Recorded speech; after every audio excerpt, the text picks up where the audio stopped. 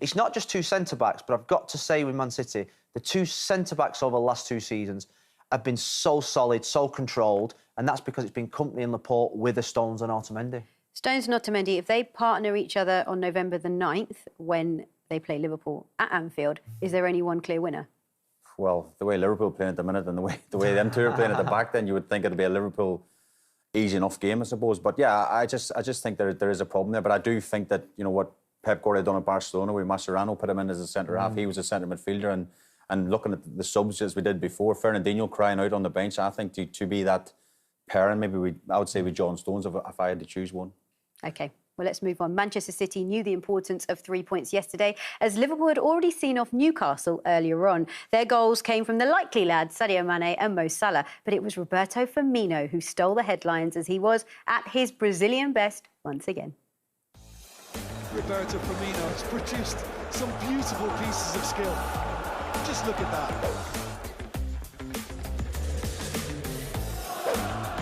Salah walking through.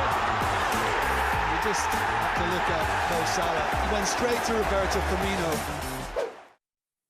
Another great day for Liverpool and another great day for Firmino. And we've seen the other two, Mane and Salah, get all the plaudits, Phil, but he is the glue that gels this team together. Without a shadow of a doubt. I think when Firmino plays, the other two get better chances, the other two play better, because the positions he takes up, he did a flick in the second half, I think it was for Salah's goal, it was world-class. And he's the one that holds the ball up, links play, allows them to play a little bit of free around them. And I think he doesn't get the plaudits that probably what he deserves in terms of his importance to the team. And he's great to watch as well, isn't he? Yeah, I mean, you see the goals from yesterday, the flick and the back heel and stuff, that's like kids at home on the PlayStation, you know, thinking people don't do that in real life, but he's a phenomenal player. Yes, he works so hard when they don't have the ball as well, but what he creates for the other two guys up front, he's probably one of the best number 9s in the Premier League for sure. Certainly so. Well, let's hear what Klopp had to say about him post-match. Bobby Firmino, when he came on, he seemed to immediately lead the orchestra if you're looking for rhythm. Yeah, true. That's of course. So we changed already first half before Bobby came on. They can play the position, of course, but was a bit too wide, too long wide. Instead of we have this situation when Sadio can play in between the lines very well. So that was the plan. We don't want to leave Bobby Firmino out, but from time to time we have to be sensible and do it, especially after long trips from wherever they come from, and that's why we did it. But of course then when he came on it helped. Hopefully with Diff is not too serious. He twisted his ankle, played on, but felt it then a bit too much, and yeah, how I said, hopefully not too serious. Okay, all good news then, and that's for Bobby Firmino. He's awarded man of the match. Okay, I like it. Well deserved, my friend. Lovely. You got to love Klopp, don't you? And we heard him allude to it there. Of course, Firmino came on because Origi was injured, and he was on the pitch for 53 minutes and made such an impact.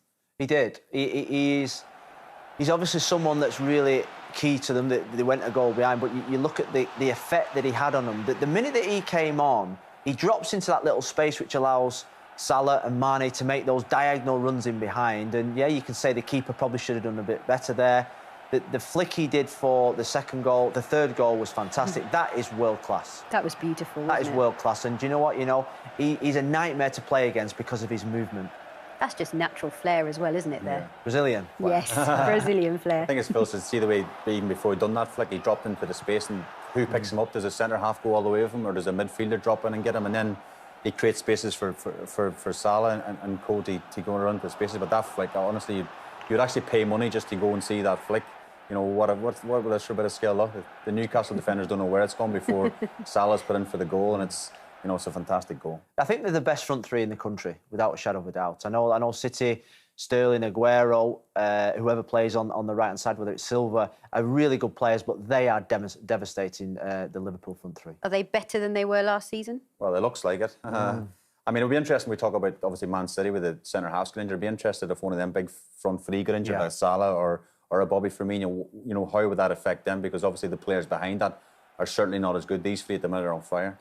And that man there, Mane, is just showing just how important he is to this side as well. He scored 2 goals yesterday. He's probably the best player in the Premier League at this moment in time. Him and Sterling are good. Wow. Yeah, I think he's having an unbelievable effect in terms of his goals.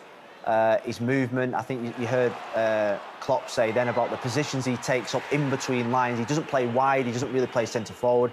He plays in that position like he is there, just inside left, so difficult to mark. And then when he cuts in from here, he tends to score goals like that. And when you've got somebody on the left doing that and somebody on the right in Salah, it means that it's quite devastating. And what's nice to see is there, as we saw the week before, there is that competition within the squad as well, between those two. But to get the goals. But I guess you want that, don't you? That's refreshing to see as well. I think a player at the top of his game, he scores in the game, I think, as well, and he gets taken off and he's raging because he wants to score more. But that finish yesterday, you know, a lot of players get into that position and just wallop at it, but you can see he opens up his foot and he whips it around the keeper into the top corner. The keeper's got absolutely no chance, but it's a player really high in confidence. Well, Phil said that he thinks he's the best player in the league. What do you think? I mean, that's debatable. Every football fan around the world will say somebody different, but you know, for me, he has to be up there. He's really on fire at the moment, really hot, and the figures back that up. The figures back it up as well with what you just said as well, that the three of them together, they just operate as a brilliant unit. Well, I mean, they've got 10 goals. They've got 6 assists as well. I mean, they do.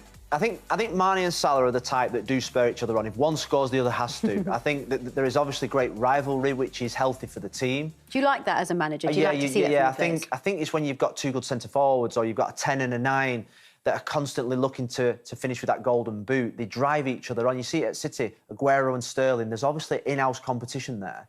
And it's healthy for the team, that the competition drives performance. And you can see, like last week, how desperately they want to score. And that can only help the team. And they're on a great run. 14 wins on the spin. How much will that record be on the mind of Klopp? Because they're 4 away from matching Manchester City with 18 wins on the spin. I think it'll be in his head, but I don't think it's the end game. The end game is they pick up the Premier League, 30 years or whatever it is since they've won the league. And I think if Jurgen Klopp does that, no matter how many games they won on the bounce, that won't bother him. He wants to win the Premier League. But one of the games in that 14 games that sticks out for me was Southampton away. They played in the Super Cup final on the Wednesday night in Istanbul. They travelled back Thursday morning, really early hours, and they had an early kick-off at Southampton. Still went there, got the 3 points, and you know, they just seem, I don't know, unstoppable at the minute, and that's a big worry for Man City as well. Do those records play on a manager's mind? Do you think about these things? No, you just want to win the Premier League, because ultimately you can win 18 and still lose the Premier League. The thing what I would say about yesterday is that Liverpool have for the last probably 12 to 15 months been fighting toe-to-toe with Man City, and Man City have never dropped a point or never give them an inkling that they're going to drop form. Yesterday, City lost a game, which means that Liverpool are now 5 points clear. I know it's early, but psychologically that would give them a massive boost. And now they are, of course, 5 points clear of Manchester City at the top of the table. How significant is that gap as we are in game week 5? Well, I think Pep, after the game yesterday, was playing it down. He says September, so he's saying, give Liverpool give the title to them now. He's saying, you know, he's trying to play a little bit of mind games. Yes, it's early in the season to do that, but I think he's right. There was maybe 7 points. They were adrift last year, Man City, and they pulled that back and managed to win the league, yes, at the last weekend of the season. But I think subconscious as well, we're thinking we can't afford to lose another game all season. And I know it's only September. That's the way you have to be. And last year, Liverpool did lose 1 game or something the whole of last season and still didn't win the league. So be a big worry today, definitely, for Man City.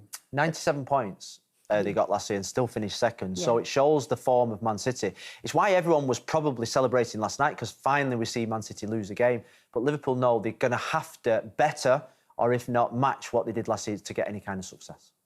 Well, it's time for a quick break now, after which we will cast our eye over today's action with some exquisite finishing from the usual suspects.